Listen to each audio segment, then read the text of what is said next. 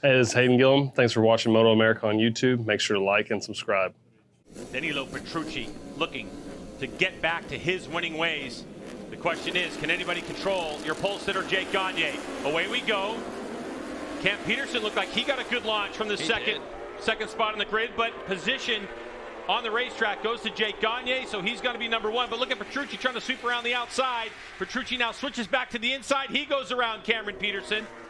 So now Petrucci takes over second spot for the moment with Gagne out front. Petrucci knows he's got to try to show Gagne a wheel, but he's so far back. He's in deep, really deep there too, and you can see he's got into that corner. And Cam Peterson, I'm really curious to see how the 45 reacts to this early in the race. Let's keep an eye on the grip, the rear grip specifically of the 45 there in third place, Greg.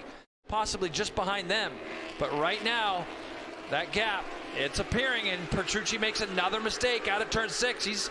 Oh, you see that? PJ Jacobsen almost got in the back of him. Petrucci and Cam in deep into turn 8. Cam looks like he's just got that same almost kind of issue again, where the rear of the bike just doesn't look settled early for the 45.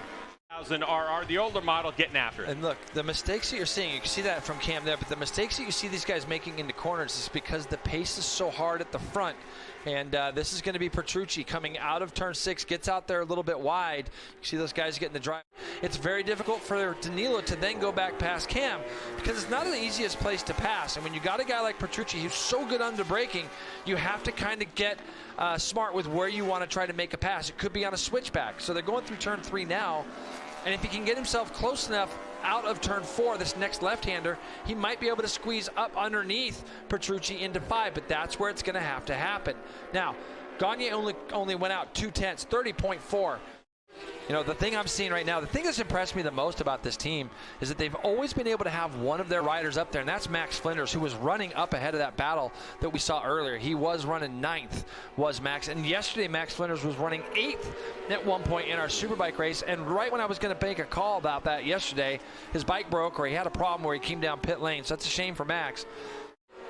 It is. Oh, is that Max Flinders back out on the racetrack, so good to see the 88 back up. And look at this battle. This is between Ashton Yates, number 22, son of the famed Aaron Yates. I was out there in the Superbike class on the Aftercare Hayes Scheibe Racing BMW. That's an older S1000 RR. And then you have the 69 of Hayden Gillum. Good to see Hayden back out there on the Disrupt Racing GSXR 1000 out of Owensboro, Kentucky. And he's done a really good job, and watching him graduate from our Junior Cup class all the way through into Super Sport, Stock 1000, now into Superbike. But Hayden Gillum's looking for a way past right now. Let's see if he can get it done before they get to turn 2, Greg. He does. He gets he's really fast through turn 1. It would have been very interesting to see if Petrucci caught Gagne, what the situation would have been like, but it's not unfolding like that. Gagne sitting on a 3.8-second margin over Petrucci. Cam Peterson a couple seconds back. There is a look at the Italian. I think Gagne just fell. I heard something. I did too. I think Gagne's down. He did. Yeah, I heard it. Jake Gagne has crashed out of this race, and Petrucci goes by. And there's a look at a fresh and lean progressive Yamaha in pieces on the ground. Wow. And Jake Gagne. Wow, I heard that in my ear. It sounded like the front just kind of locked, and he loses it. And I was just saying, he's still the guy in the 30s. This is coming down into tricky turn 7. He's down before you can even know it. That bike's going to start flipping and rip the front end off that R1. Gagne is going for a big ride, and you can see there goes that front end. That thing's across the other side of the track, and Petrucci will have seen that. But I heard the thing lock up as he went in there. And Petrucci did everything he needed to do to keep himself in a position to win this race. Onto the front straightaway we go.